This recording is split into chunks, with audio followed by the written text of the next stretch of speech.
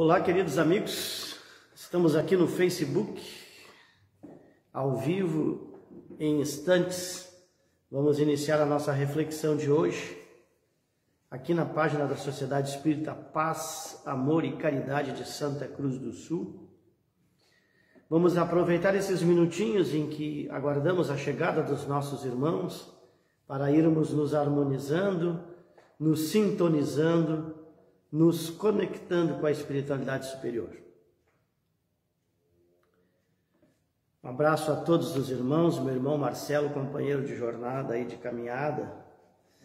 Um abração ao João, a Iris, nossos companheirão da Casa Espírita Paz, Amor e Caridade, a todos os irmãos que hoje eu não estou conseguindo ler os nomes.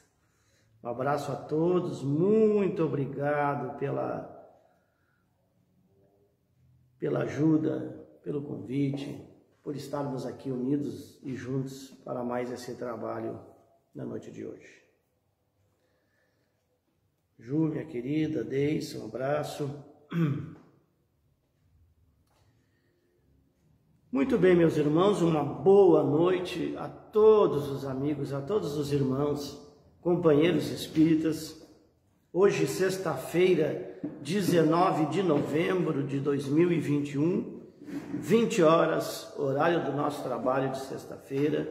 É com muita gratidão que mais uma vez nós estamos aqui reunidos em nome da Sociedade Espírita Paz, Amor e Caridade de Santa Cruz do Sul, na página do Facebook. Um abraço fraternal a todos e vamos à nossa prece inicial para a reflexão desta noite. Senhor, muito obrigado pela oportunidade de estarmos reunidos em Teu nome.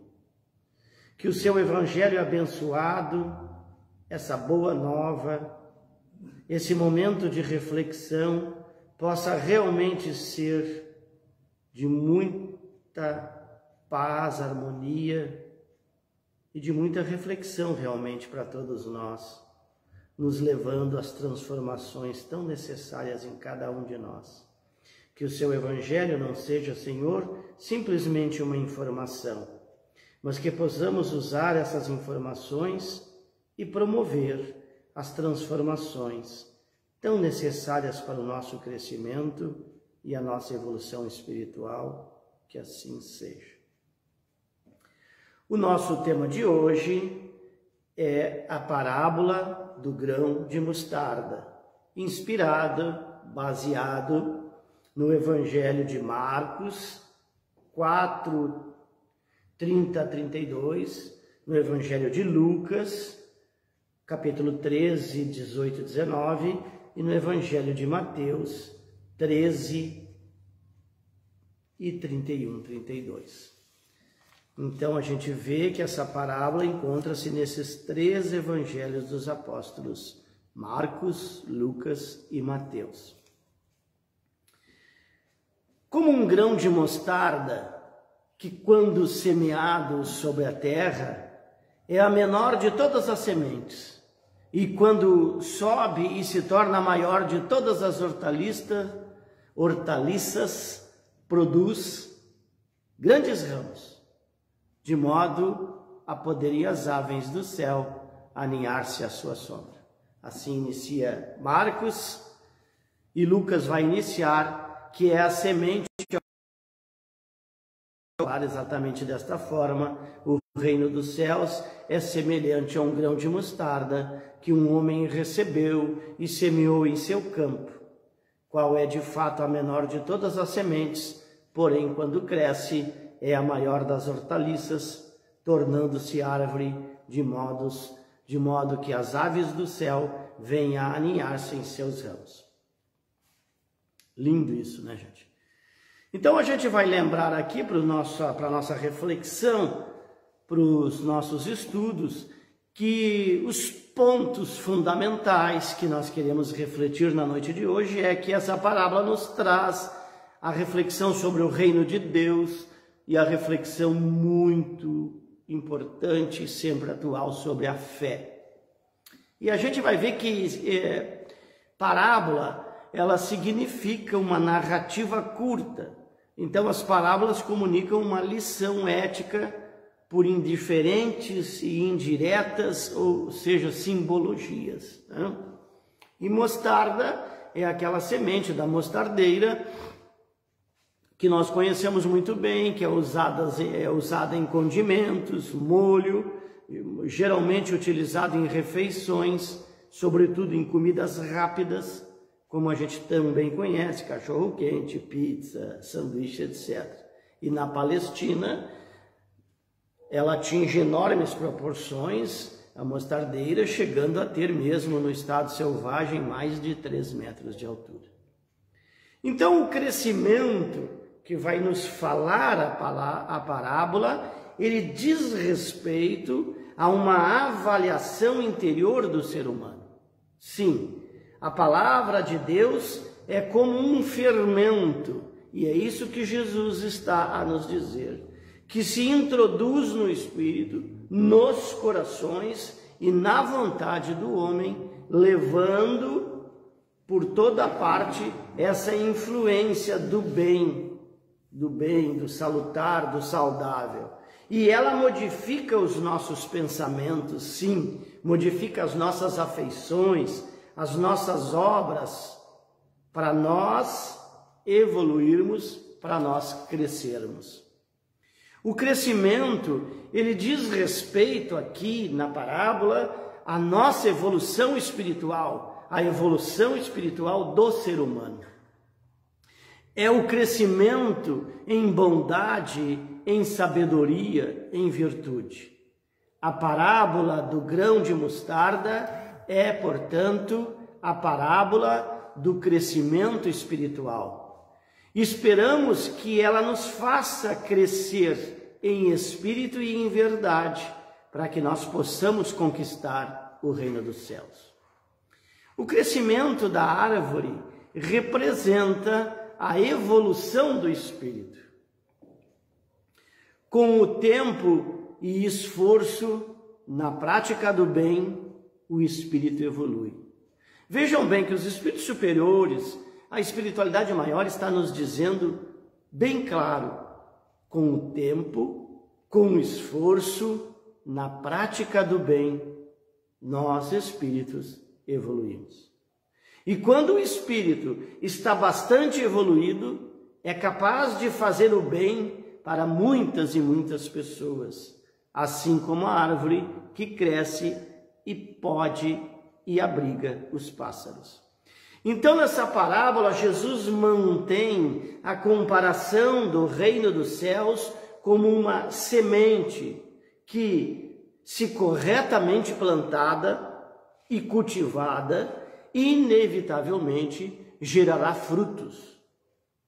Entretanto, antes de mais nada, é importante esclarecer o significado do que se pode entender como reino de Deus ou reino dos céus, ao qual Jesus se refere. E aqui nós vamos falar na visão espírita, obviamente.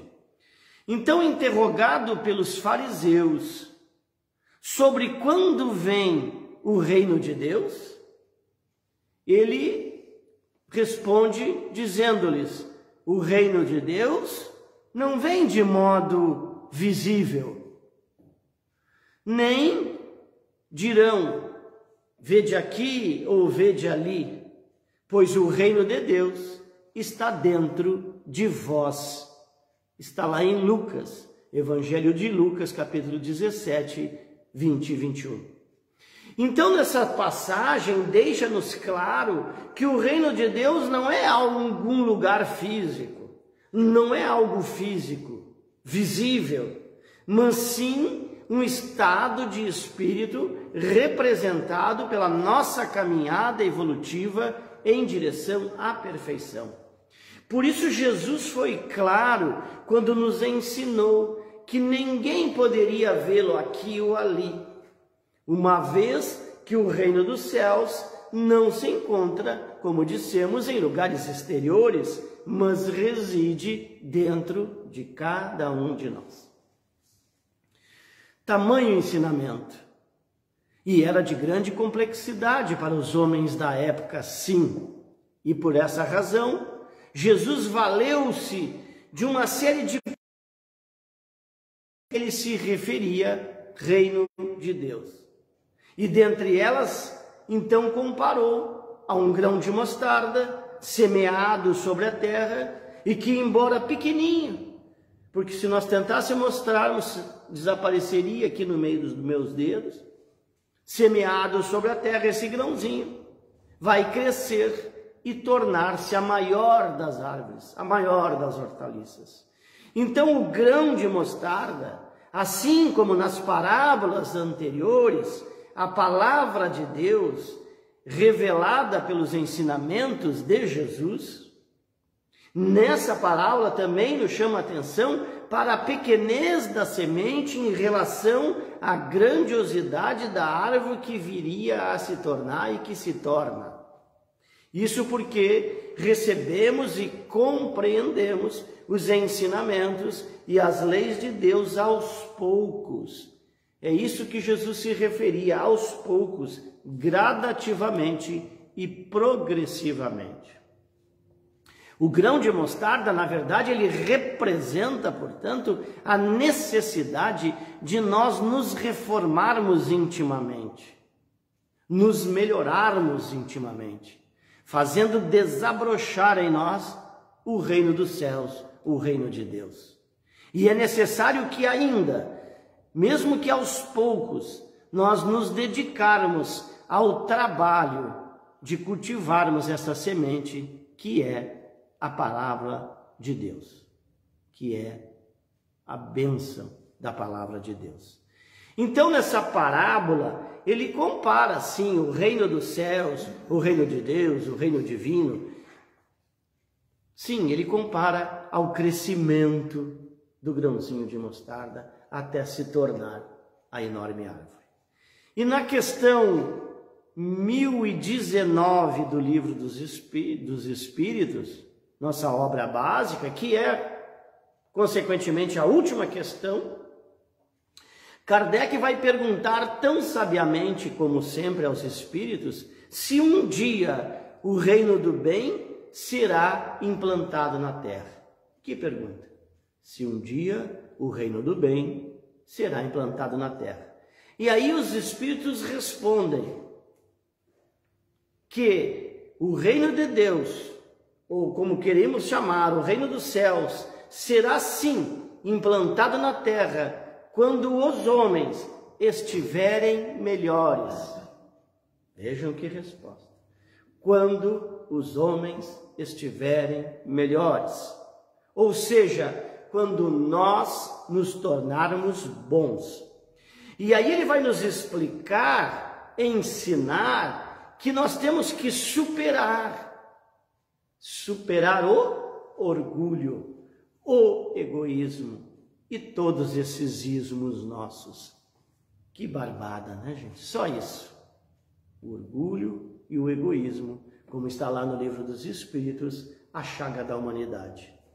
E essa parábola que Jesus compara ao reino dos céus como um grão de mostarda, Jesus vai comparar então esse pequeno grão a um grandioso trabalho, a uma grandiosa obra nossa.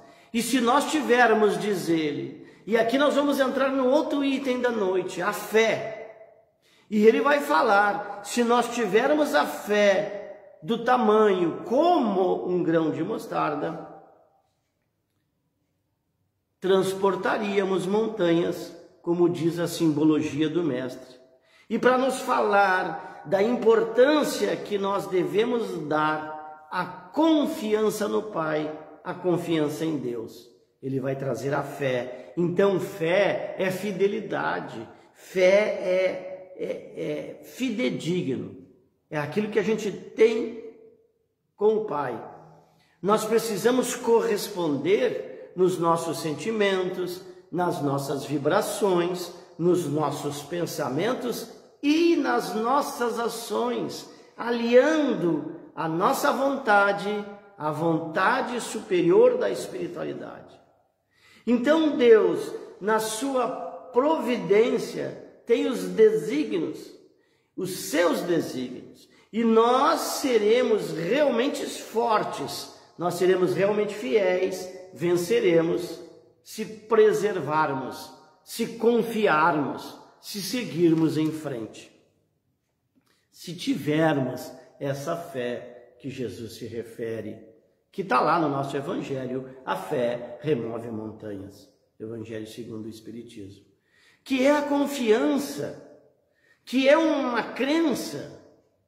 Sim, segundo o Espiritismo, é mais que isso ainda. A fé é uma certeza. E assim nós estaremos alinhados à vontade de Deus, como nos diz a parábola.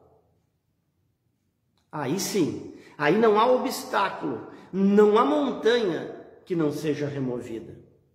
E o apóstolo Paulo, sabiamente também, como sempre, vai associar a fé à esperança e à caridade. E a importância dessas três virtudes, ele vai nos dizer, dizendo-nos que... Então ele vai nos dizer que a fé precisa de obras. Obras. E aí a gente tem que falar de ânimo, de vida. No Espiritismo, a fé é esclarecedora, porque nos traz esclarecimento, fé raciocinada. Como vai nos dizer Kardec, fé só é aquela, fé inabalável, ele vai dizer, está lá no Evangelho, fé inabalável só é aquela que pode encarar frente a frente a razão em todas as épocas da humanidade. Então, só porque acreditamos? Não, é mais que isso. É uma crença, é uma certeza. Por isso que no Evangelho segundo o Espiritismo, que a fé é a certeza de alcançar o que se espera. E ele associa, sim, a esperança, a expectativa, a confiança. E as montanhas elas significam os grandes desafios que nós temos.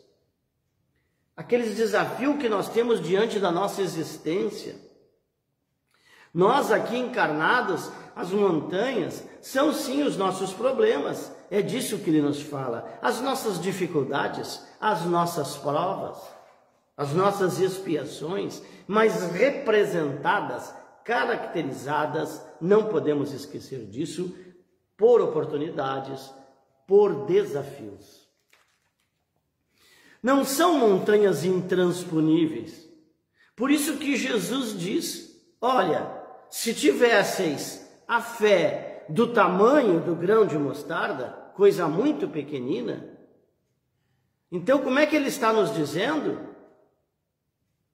Vejamos bem, mas então, gente, nós temos que pensar o que significa ter fé como um grão de mostarda. O que significa ter fé como um grão de mostarda?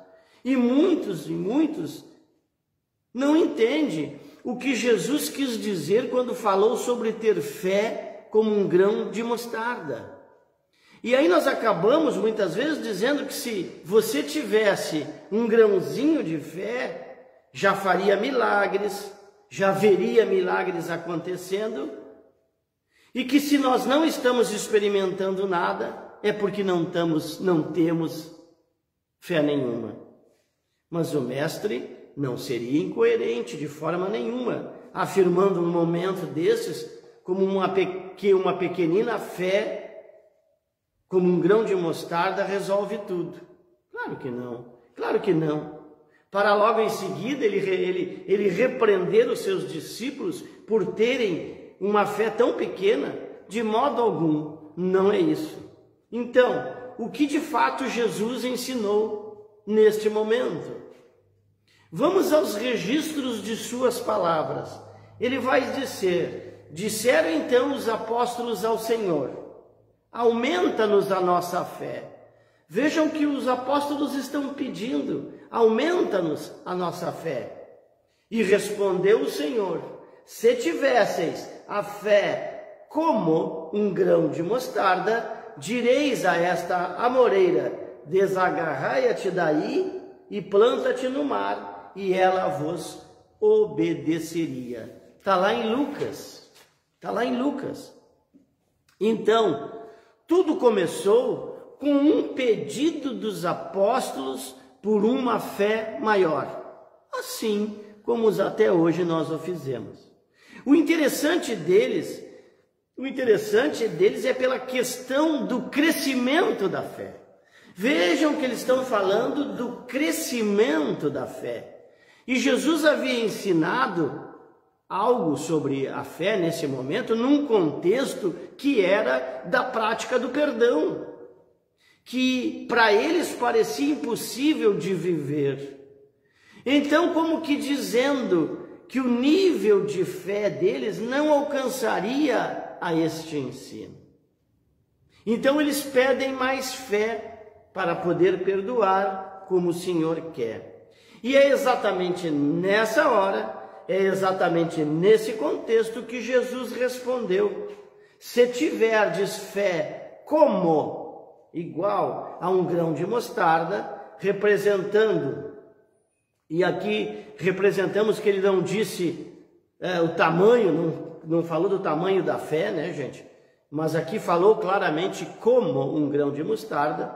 Então aqui entra, claro, as traduções do Evangelho, mas em verdade, na verdade, o Senhor ensinava, Jesus, nosso mestre, ensinava a semelhança entre a fé e uma semente, e não, sobretudo, do tamanho da fé. Então, ele quer dizer que, se nós tivéssemos esse início como um grão que se torna ao decorrer do tempo, então ela vai somente crescer, crescer e crescer.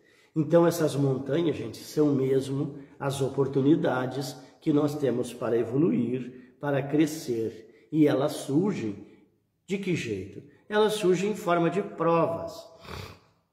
E a questão 909 do Livro dos Espíritos, mais uma vez super interessante, Kardec vai perguntar: poderia sempre o homem, pelos seus esforços, vencer as suas más inclinações?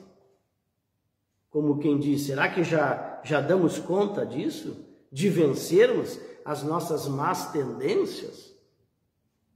E o Espírito da Verdade responde sim. O Espírito da Verdade vai responder sim. O que nos falta, o que vos falta, né? Ele está respondendo para nós. O que vos falta, normalmente, é a vontade. Aí o bicho pega, né, gente? Por isso que a fé se caracteriza principalmente nessa vontade. Normalmente, o que vos falta é vontade. É um puxãozinho de orelha, né? É um super puxão de orelha. E aí a gente vai ver que tudo começa na vontade. Sim, tudo começa na vontade. Tanto que lá na obra, no livro do nosso querido Leon Denis, no livro O Problema do Ser, do Destino e da Dor, ele vai nos dizer que a primeira potência da alma é a vontade. E segundo o mentor Emmanuel, é a disposição que nós temos como meio caminho andado e também o maior capital que o ser humano possui. Que definição de vontade, né, gente? Então a vontade é essa potencialidade, esse recurso valioso que nos dá ânimo, nos dá interesse, nos dá disposição. Então nós estamos vendo aqui que é preciso querer, que é preciso desejar, que é preciso ter interesse, que é preciso estar motivado. Nosso irmão Marcelo, agora na terça-feira, trabalhou muito essa questão conosco, justamente trazendo-nos essa potência da alma, que é a vontade, que é a disposição, que é, sem dúvida nenhuma, fé. Então, Vontade é o primeiro passo para conquistar qualquer objetivo, para superar qualquer obstáculo, mover qualquer montanha e afastar. Não é tirar do caminho, não. É enfrentamento, é enfrentar, ter condições de enfrentar. A certeza de que se a prova vem, a gente tem condições de enfrentar. Porque Deus nos dotou de todas as condições de vencê-las, de vencer a prova, de conseguir sim remover a montanha, de superar os obstáculos, de resolver o problema.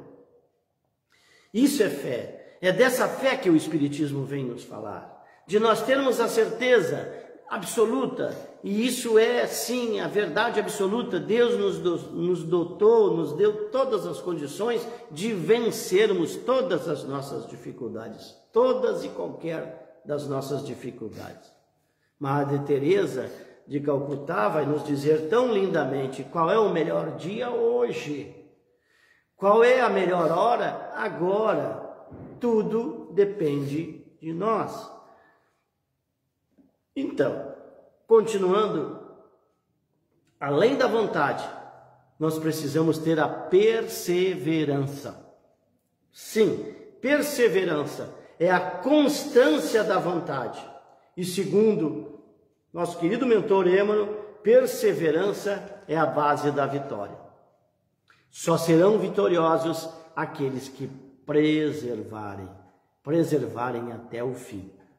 É fundamental, gente, não desistirmos. Fundamental seguirmos em frente.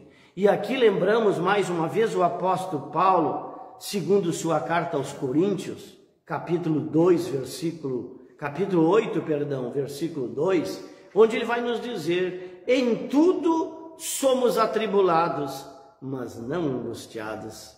Em tudo somos perplexos, mas não desanimados. Essa expressão é muito atual, porque é o que está acontecendo hoje, exatamente hoje. Porque o que vem de fora é a tribulações, é a perplexidade. Cada hora uma surpresa. Não tem como nós não ficarmos perplexos. E nós acabamos sendo impactados. Sim, ficamos impactados. A maneira como internamente nós vamos reagir a tudo isso é, sem dúvida, o que faz toda a diferença e é o que nós podemos trabalhar, nos encaminhando para o final, que é a questão da angústia. A questão da angústia, nós não precisamos ficar angustiados diante das atribulações e não precisamos ficar desanimados diante das perplexidades que nos atormentam, porque desanimar é ficar sem alma, sem vida. E nós temos o compromisso, em sendo espíritas e aprendizes do Evangelho à luz do Espiritismo, nós temos nós temos o dever do ânimo, com a vontade, com a disposição, com a perseverança.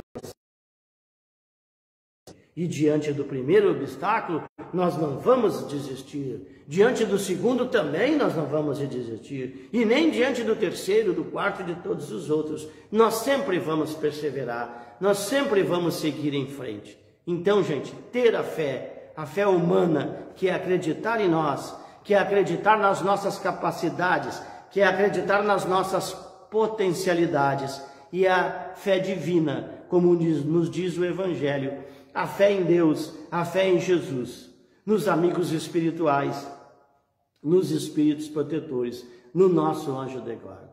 Sempre vamos estar recebendo, gente, a assistência, e isso é fundamental. E aqui entra, sim, a oração, a prece, a meditação, o recolhimento, o agradecimento. E aí vamos terminar com a paciência tão famosa, que é a arte de saber esperar, a ciência da paz. Que assim seja. Vamos então à nossa prece. Irmão Ricardo, muito obrigado a todos os irmãos que estiveram conosco. Deus nosso Pai, que sois todo amor e bondade e poder, obrigado por esses momentos que aqui estivemos. Muito obrigado, Senhor, por cada oportunidade de aprendizado, de renovação e crescimento espiritual. Que a paz, a harmonia, a serenidade, muita saúde, muita luz estejam presentes em nossos lares, em todos nós, agora, hoje e sempre. Que assim seja.